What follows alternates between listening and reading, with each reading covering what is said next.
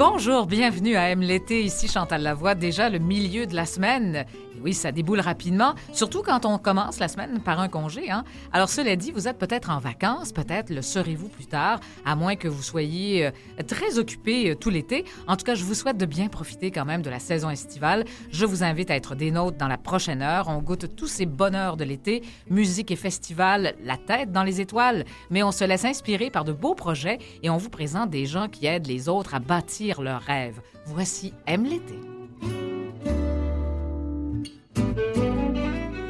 Aujourd'hui à l'émission, la musique classique s'invite dans nos étés. Nos musiciens, nos orchestres se font entendre dans nos parcs et nos festivals. On discute de la programmation d'été de l'Orchestre métropolitain avec sa présidente et directrice générale, Fabienne Voisin.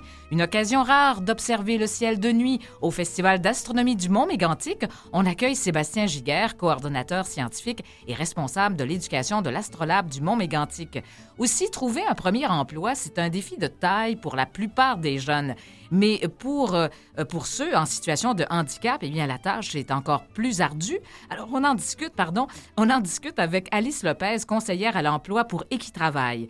Et pour commencer l'émission, on reçoit dans quelques instants Maryse Sauvé et Daniel Bonin. Vous savez, ce couple d'agriculteurs non-voyants qui, en 2019, ont décidé de produire des œufs de canne. C'est une belle histoire à découvrir. Alors, pour la prochaine heure, suivez-nous à Aime l'été.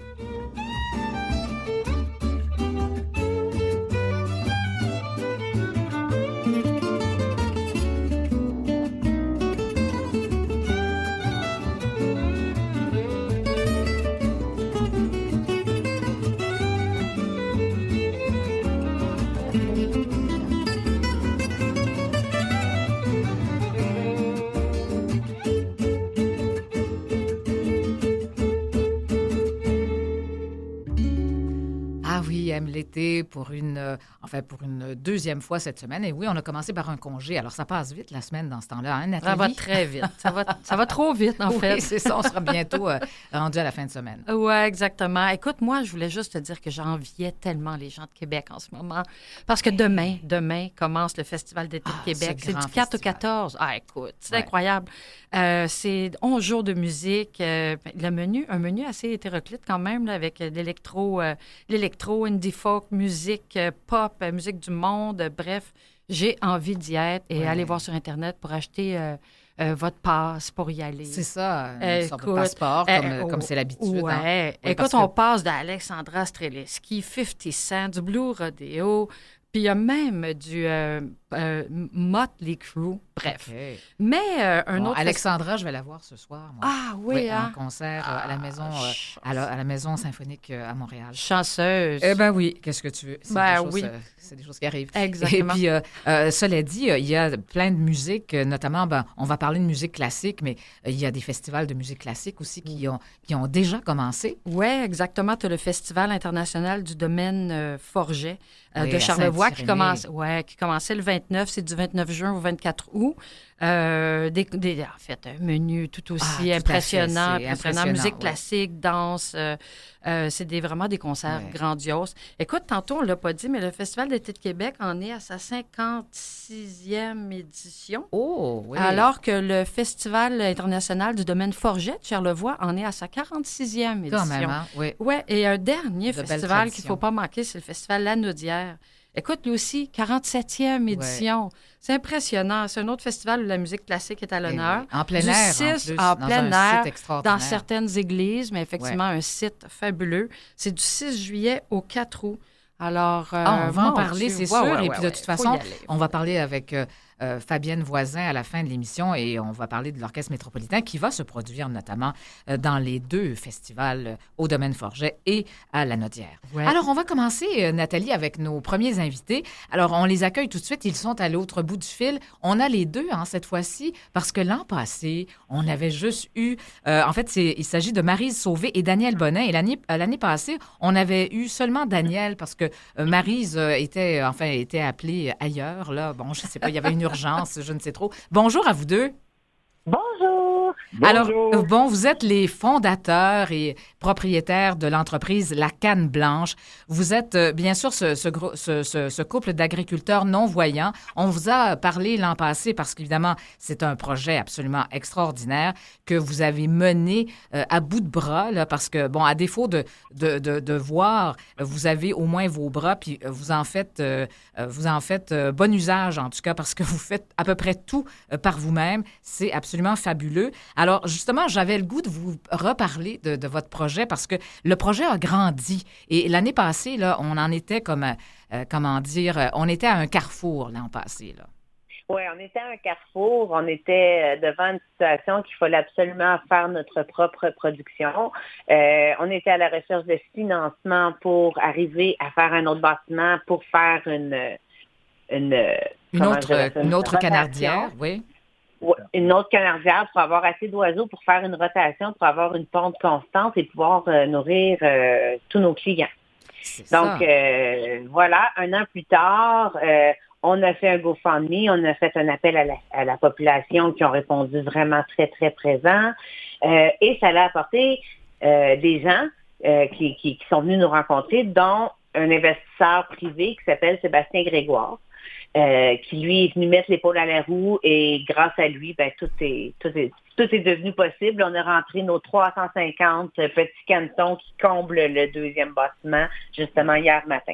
Parce que, l'an passé, vous en aviez, là, je ne vais pas me tromper dans les chiffres, mais l'an passé, vous en aviez à peu près 300?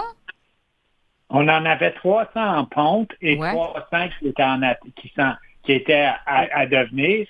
Et aujourd'hui, vous avez un appel qui est parfait parce qu'hier, on a comblé, on est maintenant papa de 1400 petites cannes. Oui, 1400, on a atteint le chiffre qu'on voulait. Ouais. Voilà. Mais dites-moi, à la base, là, d'abord, les œufs de canne, là, est-ce que c'est... Bon, vous avez évidemment vos fournisseurs, vous avez vos clients, mais qui mange des œufs de canne? Écoutez, c'est pas commun, là. Moi, je dirais tout le monde qui les découvre ont vraiment beaucoup de difficultés à revenir à l'œuf de poule après. Ah oui? Pourquoi? Parce que le goût n'est pas tellement dépaysant. On est quand même dans peut-être un peu plus prononcé le goût de l'œuf, mais le jaune est beaucoup plus gros et crémeux et le blanc, il est extraordinaire. Tu sais, je veux dire, ne serait-ce qu'un œuf à la poêle, il restera pas plat comme un œuf de poule dans le fond de la poêle. Il va vraiment monter comme un quart de pouce de thé. Oh. Il fait des mousses exceptionnelles. Nos chefs, ils font des miracles avec ça. C'est des artistes, puis ils nous font des chefs-d'œuvre, vraiment. Ben voyons donc. Justement, j'ai avec moi Nathalie Barrette, notre chef recherchiste. Et puis bon, est-ce que tu as déjà mangé ça, toi, Nathalie? Je n'ai jamais goûté. Mais là, vous en parlez, ça me tente vraiment de goûter. Tente, hein? Mais où est-ce que je peux me procurer ça si je veux en acheter? Ça dépend dans quelle région vous êtes. Si vous êtes près de chez nous, vous pouvez venir directement à la ferme en nous appelant ou envoyer un petit texto avant d'arriver. Si je suis à Montréal. Puis à Montréal, ben là... Chef Nathalie, ça nous fera plaisir d'entrer en contact avec nous. Génial. Il nous fera plaisir d'aller vous offrir des œufs que vous voulez essayer. C'est ça, vous êtes à Stockley. C'est juste le moyen de transport qu'on n'a pas, mais vous en auriez présentement devant vous si on aurait pu. Oui, c'est ça, vous êtes à Stockley, dans les cantons de l'Est, mais cela dit, est-ce que vous avez commencé à quel moment précisément là, à faire ce genre de... Janvier 2020. Janvier 2020, juste avant la COVID. On a commencé la commercialisation. En mars 2020, on a arrêté, les restaurants étaient tout fermés. Ça nous a obligés de se renouveler, de s'inventer. Puis écoutez, ça nous a permis à nous d'atteindre des clients qu'on n'aurait peut-être pas osé. Donc maintenant, aujourd'hui, avec les fermes Loufa, qui est un de nos gros collaborateurs, on a aussi plusieurs restaurants qu'on a été connus à leur porte. Ouais. Les grands restaurants de ce monde embarquent avec nous. Écoutez, on a aussi toute une clientèle de personnes qui sont allergiques aux œufs de poule. Vous êtes allergique aux œufs de poule, l'œuf de canne est complètement différent. Il va faire la job. La protéine est différente. Ouais. Donc, il y a moins d'histamine, puis la protéine qu'il y a à l'intérieur de l'œuf de canne est différente de celui de l'œuf de poule. Donc, il y a beaucoup de gens, nous, qui reviennent parce que, justement, ça fait des années qu'ils n'ont pas mangé d'œufs. Puis maintenant, ils peuvent en manger vu que c'est des œufs de canne. Ça, je ne savais pas parce que l'an passé, on s'est parlé, mais ça, j'ignorais totalement qu'on pouvait être allergique à la fois aux œufs. C'est possible, mais les œufs de canne, non. Ah? La beauté de ce projet-là, c'est ça, en fait. C'est qu'on continue, nous autres, à apprendre en même temps un peu que la population qui veut bien nous suivre, notre communauté, qui est super importante. On apprend en même temps que vous autres, puis quand on apprend, on vous le partage, puis tu sais, c'est une espèce de chaîne, tu sais, on a un beau produit à faire connaître, puis on a des croûtes à manger, tu sais, on n'arrive pas à l'acheter de l'œuf de poule, tu sais. À la canne blanche, là, c'est une communauté. Ici, on ne serait pas là. C'est nous qui mettons la main à la pâte à tous les jours, mais c'est la communauté qui a décidé qu'à la canne blanche continue, puis qui a décidé de faire évoluer à la canne blanche. Nous, sans cette communauté-là qu'on a, des gens fidèles et des amis, des bénévoles et tout ça, on ne serait plus là. Fait que c'est vraiment à la canne blanche, ça appartient autant à la communauté qu'à nous, là. Mais cet intérêt-là vous vient d'où? Par hasard. C'est une longue histoire. Syndrome du nid vide au départ. Oui. Puis on l'a rempli. On a rempli le nid vide. C'est carrément ça. Je suis tombée en amour avec les oiseaux, mais j'avais jamais eu même une poule. Je connaissais pas ça du tout. Puis j'ai vraiment appris avec eux. D'ailleurs, à Mi-Télé, on fait un super reportage là-dessus à nos débuts, ce qui a fait qu'on a fait parler de nous autres vraiment beaucoup. Puis comme entreprise, c'est un peu le fun. Puis après, ça a été l'emballage. On s'est improvisé à peu près à toutes les...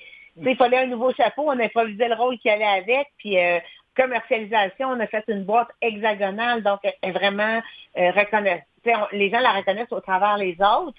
Puis là, c'est rendu qu'ils voient l'emballage, ils font « Ah, c'est à la canne blanche! » Donc, c'est ça, c'est une signature. On a notre site Internet qu'on a élaboré. On évolue comme toute entreprise qui va bien puis qui évolue. Et vous mettez, vous mettez la main à la pâte à tous les niveaux, que ce soit, vous avez bâti vous-même. Écoutez, monsieur, vous êtes très, très habile, monsieur Bonnet. Vous faites vous-même de la menuiserie. Vous faites tout, finalement. On est vraiment renversé.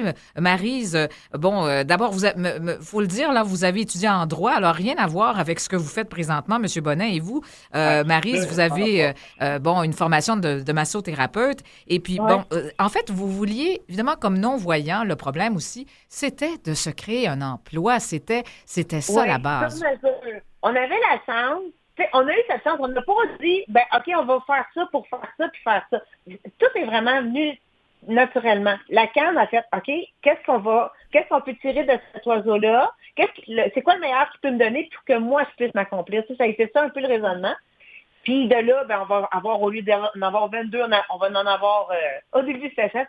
Là, on est 4400. On continue à faire grossir cette entreprise-là, mais tranquillement, mais sûrement.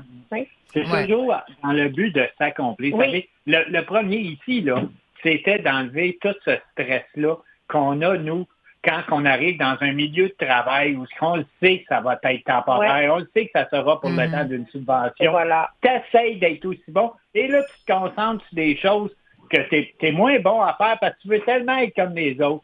Alors ici, maintenant, on se concentre sur les choses qu'on est capable de faire. On laisse faire des choses qu'on n'est pas bon, puis on demande à d'autres de le faire pour nous autres. Souvent, au milieu de travail, ce qui arrive, c'est que on fait partie d'une minorité visible maintenant qui est tellement expandu. C'est tellement gros comme bassin que, exemple, moi, je peux pas me comparer à une femme, exemple, racisée ou peu importe, qui a toutes ses capacités.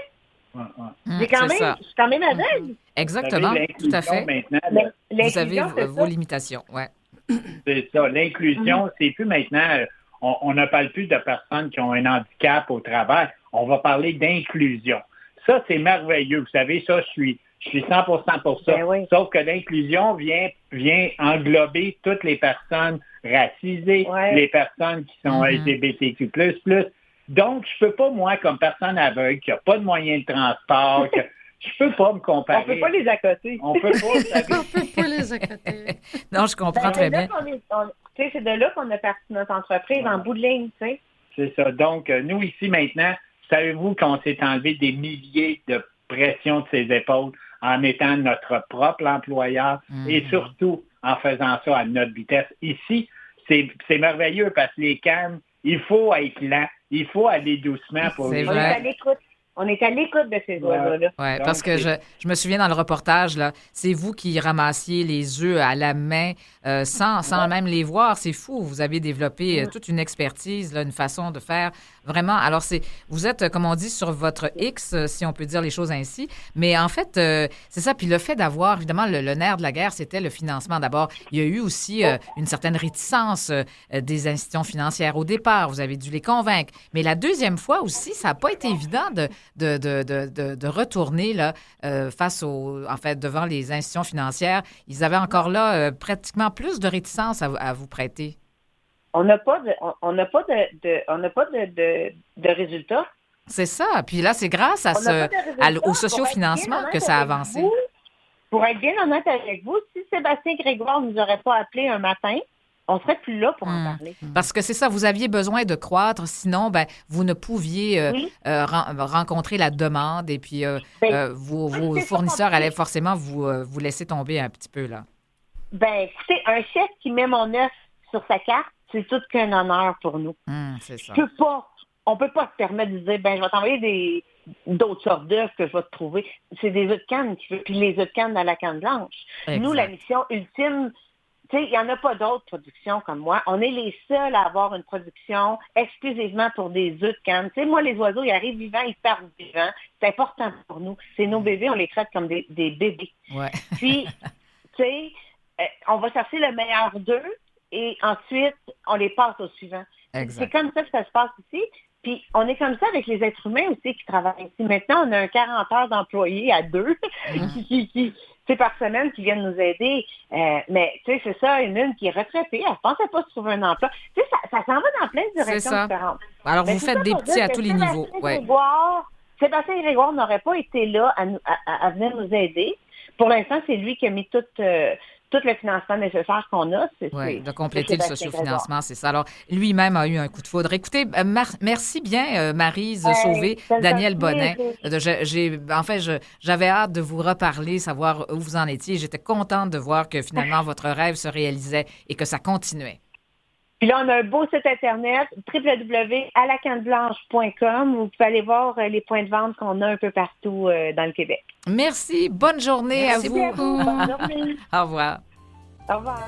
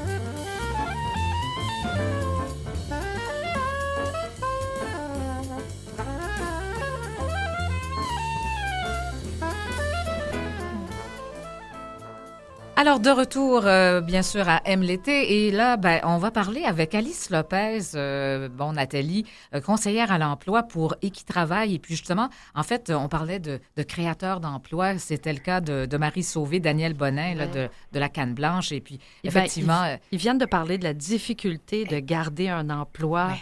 Quand tu as des limitations. Ou, tout à fait. Alors, Mme c'est Lopez. de ça dont on va parler en plus. Là, alors c'est un sujet qui suit bien notre premier... C'est un autre sujet qui suit bien notre premier sujet. Alors, bonjour, Mme Lopez. Bonjour. Alors, vous allez bien? Bien, merci. Oui, c'est ça. Écoutez, bon, c'est ça. En fait, vous travaillez pour Équitravail. Vous êtes une conseillère en emploi. Et en fait, votre spécialité, Équitravail, c'est justement destiné à des jeunes en situation de handicap.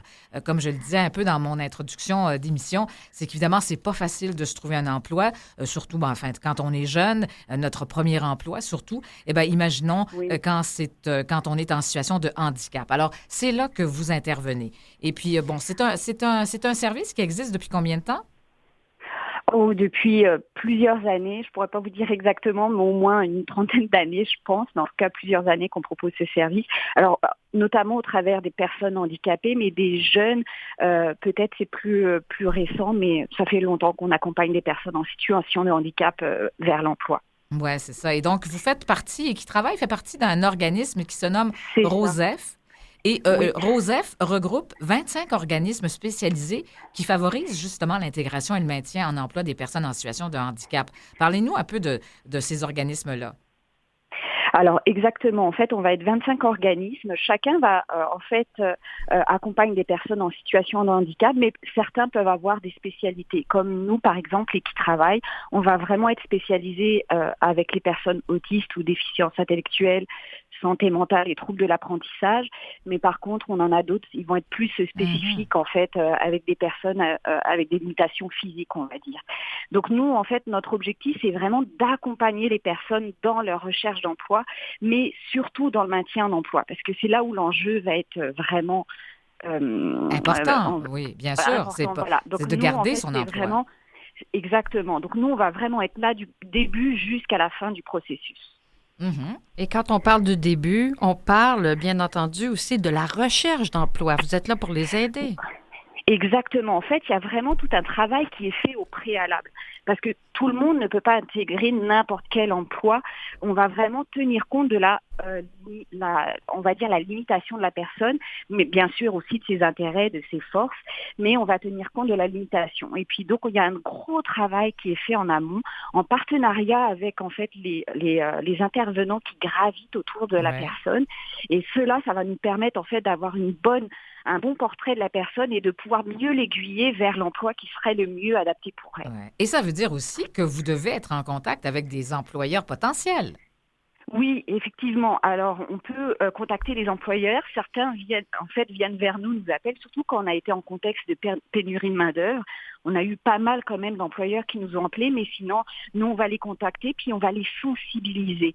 On va leur montrer que c'est possible, en fait, d'intégrer une personne handicapée si on prend des bonnes mesures et des bonnes adaptations. C'est ça. On dit que quand même, en général, 10,4 % de la population active handicapée est au chômage, contre 6,8 % de la population non handicapée. Là, je ne peux pas vous dire exactement à quel moment on a depuis quand on a ces chiffres-là, s'ils sont tout à fait actuels, là, mais chose certaine, c'est ça. C'est vraiment un défi pour ces jeunes-là. Et est-ce que, comment vous faites connaître auprès de cette clientèle-là? Alors, en fait, la clientèle, nous, en fait, on va aller sensibiliser les écoles, on peut aller sensibiliser, en fait, on va travailler de partenariat avec les SUS, donc en fait, les travailleurs sociaux, les éducateurs spécialisés qui ont des clients peuvent proposer nos services. On est connu aussi auprès des médecins.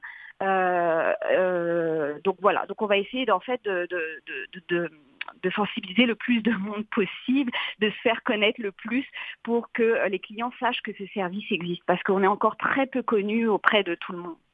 Oui, d'accord. Donc, les jeunes, on parle de 18-25 ans, hein? C'est à peu près ça? Oui. OK, donc les jeunes s'inscrivent au printemps, puis après ça, ils entrent dans le processus, et là, vous les aidez. Oui, c'est ça. Ils vont s'inscrire à nos services. Alors, il faut savoir qu'il n'y a pas tous les organismes d'employabilité qui vont proposer ce service. Donc, moi, ce que je propose, c'est que le jeune va aller sur le site du ROSEF et va aller voir, en fait, l'organisme le plus proche de chez lui, puis il va s'informer si le service, il existe.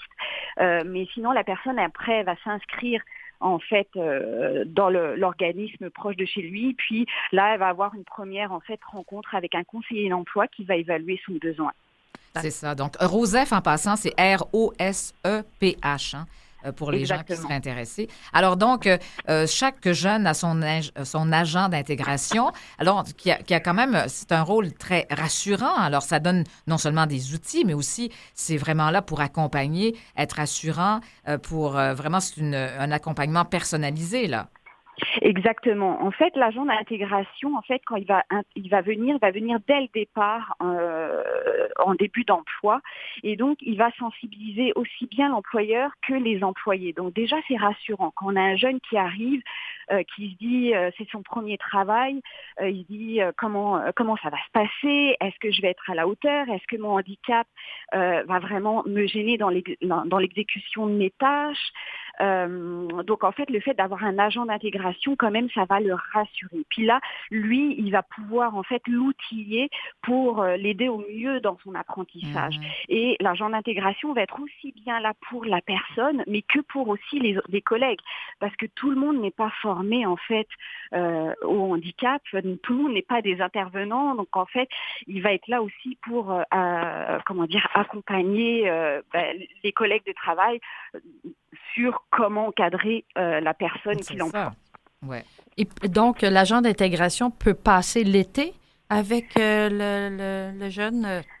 Oui, alors il sera pas là, bien sûr, il sera pas là tous les jours. C'est sûr qu'il va être là plus spécifiquement au début à l'intégration, puisque c'est là où se fait en fait l'apprentissage des tâches. Donc il va être là plus présent au début, et puis après, au fur et à mesure, quand elle voit que la personne est de plus en plus autonome, elle va se passer ses suivis.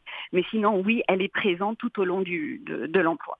C'est ça. Donc, effectivement, puis il y a beaucoup l'aspect aussi relations interpersonnelles, très important. Là, il y a l'acquisition de connaissances, bien sûr, maintien des habiletés et tout, mais il y a quand même non seulement, c'est ça, l'exécution des tâches, mais c'est ça, le côté relationnel, souvent, ça peut être problématique. Et puis, c'est là que, oui, ça peut être rassurant d'avoir son agent d'intégration. C'est un service gratuit en passant, hein? Oui, c'est un service gratuit pour le jeune, mais aussi pour l'employeur. Ah, d'accord. Ça va dans les deux sens, oui. Hein? OK. Oui.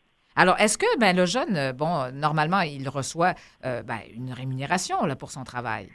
Oui, on parle vraiment d'un emploi comme n'importe qui occuperait un emploi. C'est pas comme un stage, là, nécessairement. C'est vraiment un emploi. Exactement. Donc, avec possibilité de continuer aussi dans Oui, à travers cet emploi. Il arrive parfois qu'après l'emploi d'été, en fait, l'emploi se transforme en emploi étudiant.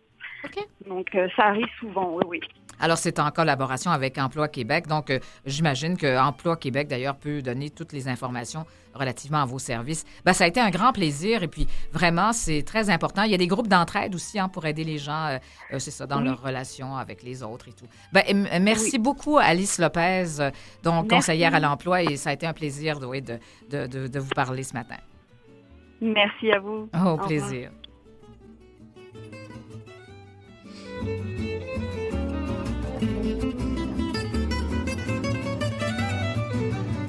Là-dessus, on fait une petite pause et on vous revient tout juste après pour la deuxième moitié de Aime l'été. Vous écoutez Aime l'été. Et de retour donc à Aime l'été, deuxième moitié d'heure, on va s'entretenir cette fois avec Sébastien Giguère du Festival d'astronomie du Mont Mégantic. Bonjour. Bonjour. Alors oui, c'est un beau festival. Écoutez, vraiment, on parlait, ma collègue et moi, là, qui est avec moi en studio, là, on disait, est-ce qu'on est... Moi, je suis jamais allée, je suis jamais allée, en fait, à l'Observatoire du Mont Mégantic. C'est-à-dire que, oui, j'ai gravi le Mont Mégantic, mais je suis jamais... j'ai jamais vu les installations à l'intérieur et tout. Alors, ce serait vraiment à faire. Et là, on a une belle occasion parce qu'il y a ce festival qui s'en vient. C'est cette semaine. Et en fait, c'est un festival qui nous permet d'observer le ciel de nuit. Exactement, c'est un festival d'astronomie dédié à partager les beautés du ciel étoilé, les mystères de l'astronomie. Donc, c'est un festival qui en est à sa 39e édition quand même, parce que c'est une vieille histoire de partage de l'astronomie là, entre avec le public, les astronomes professionnels, les astronomes amateurs. Puis je vous dirais qu'en fait, c'est un peu le festival, l'origine de ce qu'on appelle l'Astrolabe, parce qu'il y a bien sûr l'Observatoire de recherche au sommet de la montagne, mais depuis une vingtaine dizaine d'années maintenant, il y a aussi un musée, un centre d'activité en astronomie à la base qui existe, et l'Astrolabe a été créé parce que le festival d'astronomie avait beaucoup de succès pendant de nombreuses années. Donc, plein d'activités, plein de télescopes, des films, des causeries, des activités pour les enfants. Mais je vous dirais que c'est sûr que la pièce de résistance vraiment du Festival d'astronomie, c'est que ce sont les 3 seules nuits de l'année où on peut vraiment mettre l'œil à l'oculaire du grand télescope de recherche de 1,6 mètres, qui est le plus grand du nord-est de l'Amérique. Bien sûr que dans les nuits normales de l'année, ce télescope-là est dédié à la recherche, mais là, pendant 3 nuits, on enlève les instruments d'astronomie, on met un oculaire sur lequel on peut poser notre œil pour voir des images, et ça, c'est un grand privilège, là, parce que des télescopes de cette taille-là, habituellement, on met pas un oculaire dessus pour regarder, c'est vraiment juste de la recherche. Donc là, c'est le moment où le télescope, là, c'est notre occasion d'observer dans un télescope de 1,6 mètres, même si, bien sûr, à l'Astrolabe et au Mont-Mégantic, il y a tous les soirs plein des soirées d'astronomie avec plusieurs télescopes aussi, mais pas aussi gros que celui pour les chercheurs. Oui. Écoutez, le 8 avril dernier, on a connu un engouement monstre, autant à Montréal, un peu partout dans le monde, suite à l'éclipse solaire. Est-ce que vous avez remarqué une augmentation des astronomes amateurs? Avez-vous remarqué de votre côté si les gens ont... c'est une belle question. On a eu un coup de foudre pour l'astronomie. On a eu un coup de foudre. Tant mieux, je suis bien content de vous l'entendre dire. C'était fabuleux, effectivement, de voir toute la population comme ça tourner ses yeux vers le ciel et puis s'émerveiller et sentir cette connexion cosmique-là qu'on n'a pas souvent la chance là, de voir aussi clairement ça et d'éprouver. Donc, c'était vraiment incroyable. C'est sûr qu'on en a entendu beaucoup parler autour de nous. Nous, notre diffusion de l'éclipse, on sait qu'on a eu plus qu'1 million de personnes qui ont vu l'événement, donc on s'en fait beaucoup parler. Maintenant, c'est difficile de vous dire si l'engouement augmente parce que nous, nos soirées d'astronomie sont presque toujours pleines. C'est ça. De toute façon, on a 200, le festival, c'est une occasion spéciale, mais il faut savoir que toutes les autres nuits de l'été, là, dans l'été, on a en moyenne 200 personnes par soir qui viennent voir les étoiles au Mont-Mégantic. Donc, c'est un peu tôt là, pour mesurer, je vous dirais, une augmentation, mais ça correspond en tout cas à ce qu'on entend autour de nous. La seule différence, c'est que pendant ces nuits là, qui s'en viennent là, très prochainement, ces jours-ci, là, on va donner exactement les dates. Ça commence ce soir, hein, je pense. C'est ce soir. C'est demain soir. 4, 5, 6. Voilà, c'est 4, 5. C'est à partir de jeudi, ouais. On est juste mercredi. Oui. Je disais que la semaine passait vite, mais enfin, c'est comme si je voulais qu'elle passe encore plus vite. Mais alors, la seule différence, c'est que là, on peut évidemment regarder par le télescope comme tel. Oui, le télescope de recherche. Il y a beaucoup de télescopes. Vous savez, à l'Astrolabe, on a un des plus grands parcs de télescopes dédiés au public. Le télescope de 1,6 mètres, lui, c'est ça, il est dédié aux chercheurs. Et là, c'est l'occasion d'aller regarder dedans. Mais il faut savoir qu'il y a 2 observatoires au sommet du Mont-Mégantic. Il y a l'observatoire de recherche, mais il y a aussi l'observatoire populaire du Mont-Mégantic qui est là avec un télescope de 60 cm qui est une taille normalement réservée à la recherche. Mais dans ce cas-là, c'est un télescope qui a été donné par un mécène, M. Saint-Hilaire, qui est entièrement dédié au grand public aussi, qui est juste à côté de son grand frère, si on veut. Donc là, nous, on a des soirées tous les soirs là-bas aussi. Les gens vont ce soir, hier soir également. Donc, on a trois observatoires dédiés au public, des télescopes portables assez grands aussi. Donc, vraiment une grande flotte dédiée au public. Mais comme on disait, là, le festival, c'est justement sa particularité que le grand des chercheurs, lui aussi, est dédié au public pendant ces 3 nuits-là. Exactement.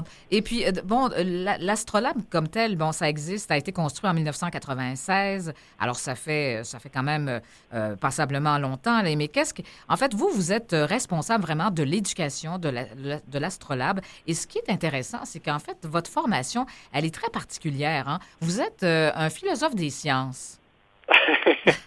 Oui, vous êtes bien informé.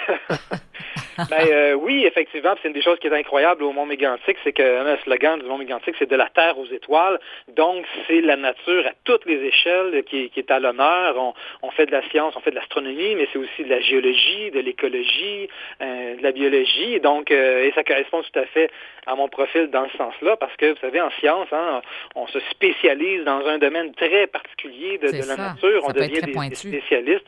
Mais c'est le fun aussi d'avoir une vue synthétique. Donc, en philosophie des sciences, quand on se familiarise avec l'histoire des sciences, de ces différents domaines, que ce soit justement dans les sciences de la vie ou les sciences plus physiques, ça nous aide à développer une vision plus d'ensemble. Puis ça tombe bien, au Mont Mégantic, c'est justement un peu la thématique de cet endroit-là qui unit toutes ces sciences-là et qui tisse des liens entre la vie et l'univers qu'on essaie de mettre en valeur pour qu'on puisse faire sentir aux gens nos racines cosmiques comme ça, parce que si on est ici aujourd'hui sur la Terre, 8 milliards d'êtres humains suspendus au milieu des étoiles, ben c'est à cause d'une grande histoire cosmique, une grande évolution cosmique qui a mené à la formation des galaxies, des étoiles, des planètes et de la vie sur au moins une de ces planètes-là. Donc, c'est une fabuleuse épopée qu'on essaie de mettre en valeur au Mont Mégantic. Oui, d'ailleurs, c'est ce que vous disiez, là. En fait, j'ai lu à quelque part, à la question à savoir pourquoi l'astronomie vous intéressait, vous dites, justement, être 8 milliards d'êtres humains suspendus au milieu des étoiles sur une petite planète bleue à tourner autour de notre étoile, c'est le plus grand show de tous les temps.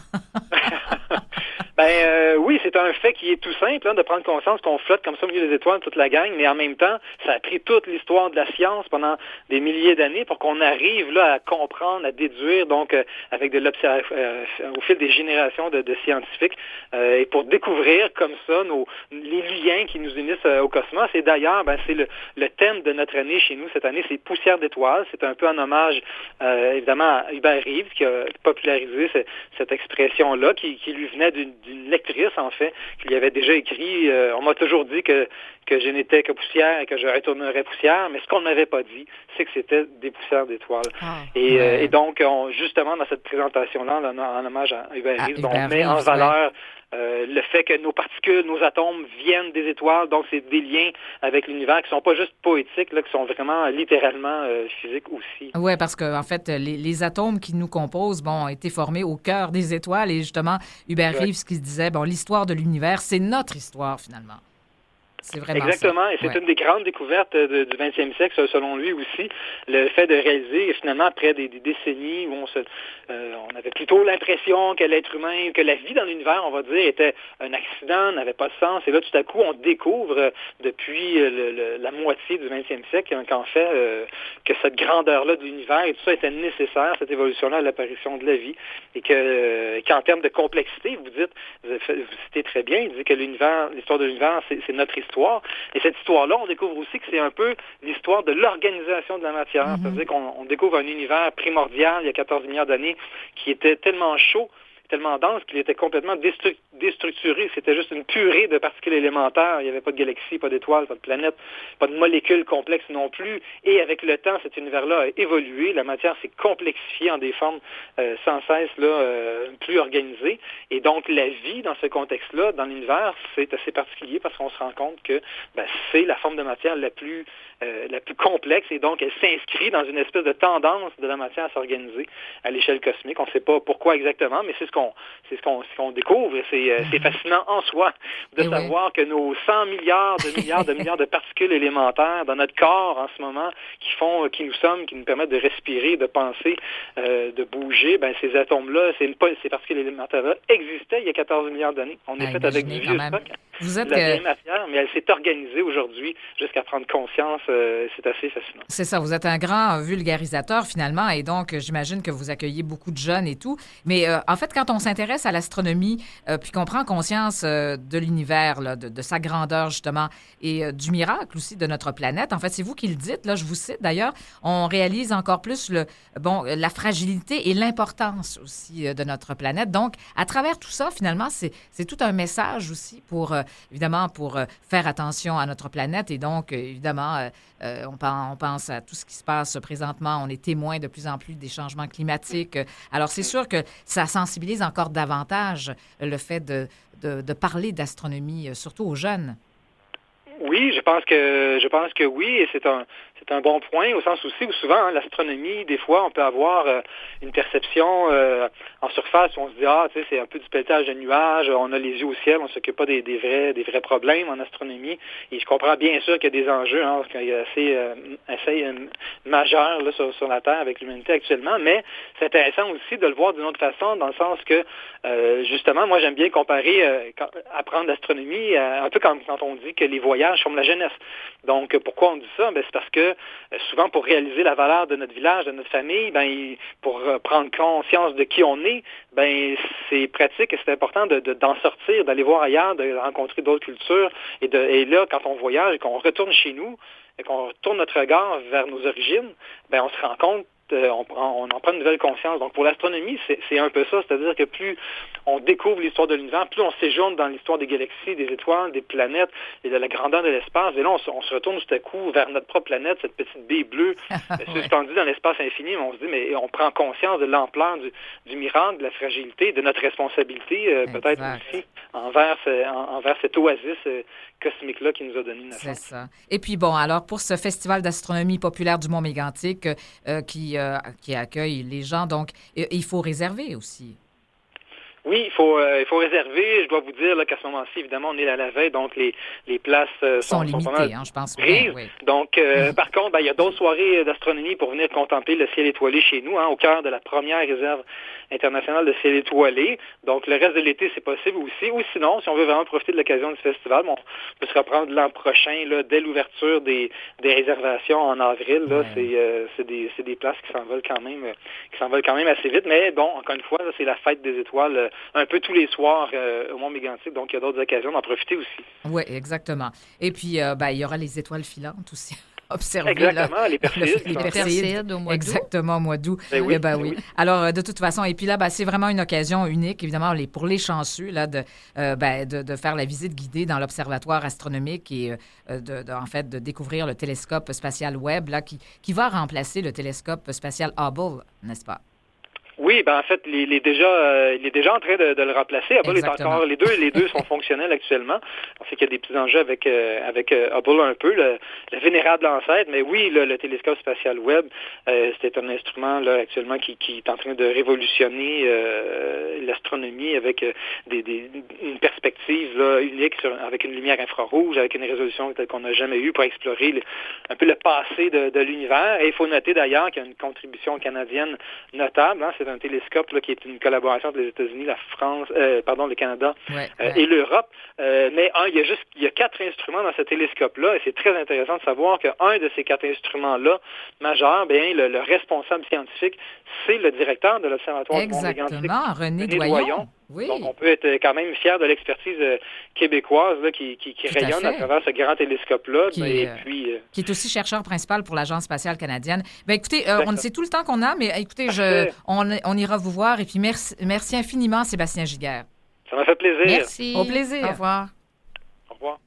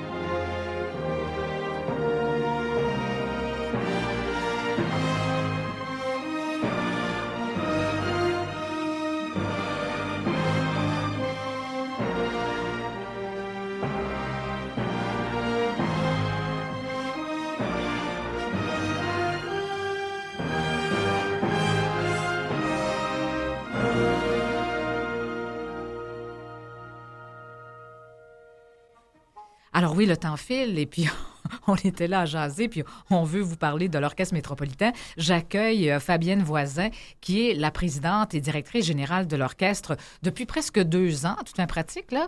Vous en êtes à votre 2e année, certainement. Je me disais exactement la même chose ce matin. Et qu'est-ce que ça passe vite. Oui, on ne sent pas le temps passer. Vous faites le calcul. Et puis là, vous allez avoir aussi un nouveau compagnon, un nouveau directeur de la programmation là, qui a été nommé également. Tout à fait. Tristan Paré-Morin qui nous a rejoint il y a maintenant 3 semaines.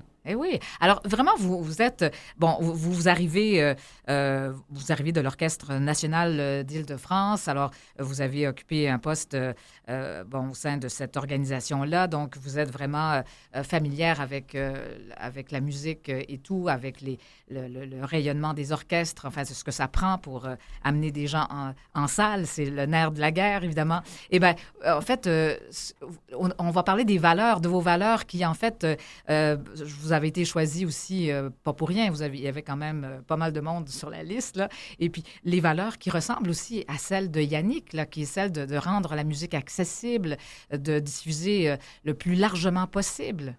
C'est l'enjeu de tout notre secteur, c'est la musique classique. Vous comme moi, je connais votre carrière aussi ailleurs, sur d'autres plateaux, on a une envie, c'est de pouvoir faire en sorte que on aille au concert avec nos amis, que nos amis nous rejoignent pour aller au concert. Je pense que c'est quelque chose qui m'anime depuis ma plus tendre enfance.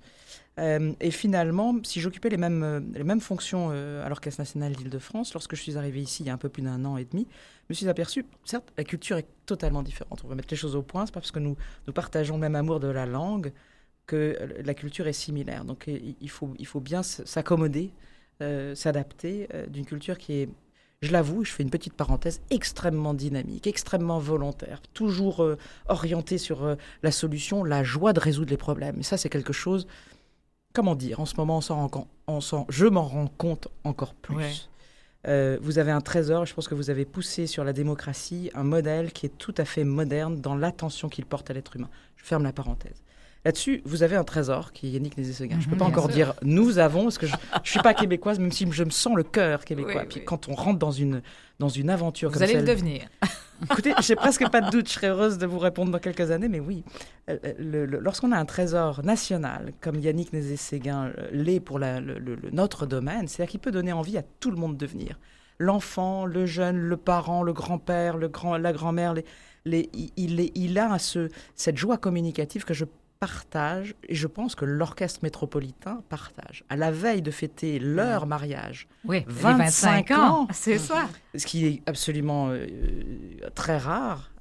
Il faut vraiment aller dans les orchestres qu'ils dirigent d'ailleurs aux États-Unis, comme Philadelphie ou le Metropolitan Opera, pour voir des mariages qui durent aussi longtemps. C'est vrai. C'est pas pour rien. Ces valeurs dont vous, puisque c'était l'origine de la question, d'accessibilité, de proximité, parce que c'est un orchestre, ce qu'on appelle de diffusion, il va à la rencontre de... Il est bien sûr résident à la Place des Arts, où il effectue sa saison principale, mais il va à la rencontre des publics là où ils vivent, dans les arrondissements, hiver comme été. Alors, on est là peut-être plus pour parler de l'été. Bien sûr, on va parler de l'été parce que, bon, d'abord, vous avez un partenaire aussi, Centraide, 50e anniversaire de Centraide, alors évidemment qui est voué aussi à aider les gens qui sont plus démunis, les familles plus démunies. Et justement, vous allez à la rencontre de ces gens-là par le biais de vos concerts dans les parcs, les concerts gratuits.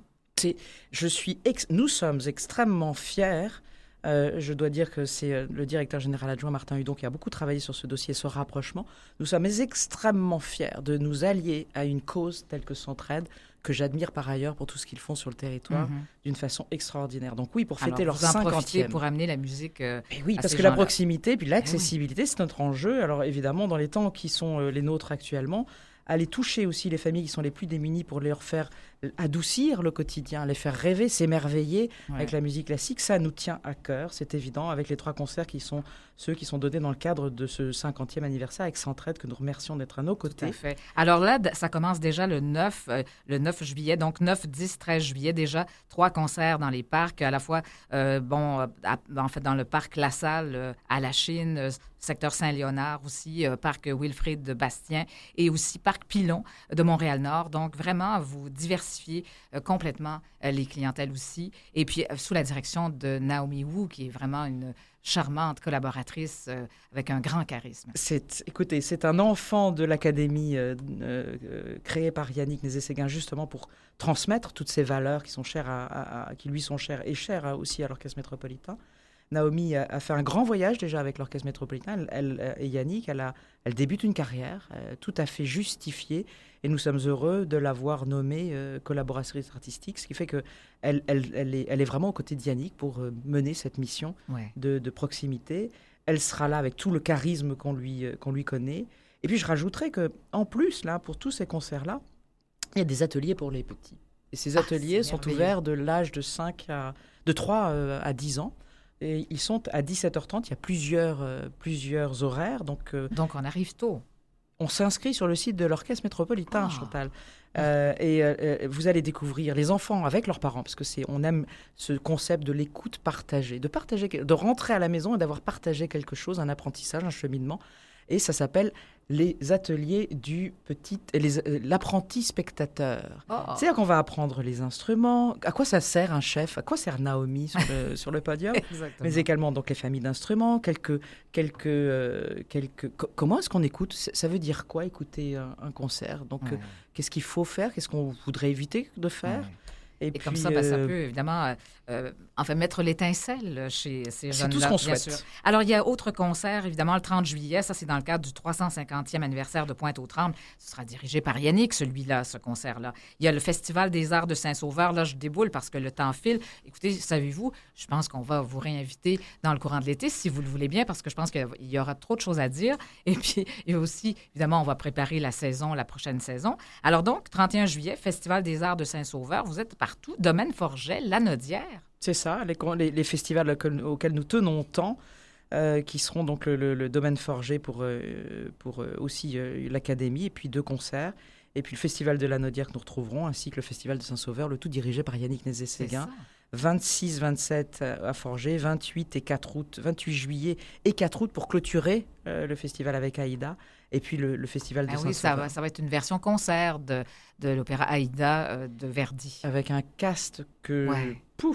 je nous donne occasion tous d'aller écouter une fois dans notre vie. Oui, puis au Domaine Forget, il y a Antoine Tamesti, bien sûr, ce grand altiste, Marc-André Hamelin, ce grand musicien de chez nous, ce grand pianiste aussi. Lui, il sera à Lanaudière. Alors vraiment, des talents fabuleux. Mais en fait, c'est ça, là, j'ai encore du temps pour vous dire que oui, c'est la transmission, ça tient en fait, c'est le cœur même de l'investissement personnel de Yannick là, au niveau de justement la relève. Alors, vous parlez de Naomi Wu qui fait partie finalement de ces gens de la relève. Donc, tout ça, c'est vraiment important d'aller à la rencontre du public, mais aussi des autres musiciens. Bien sûr, c'est des autres styles.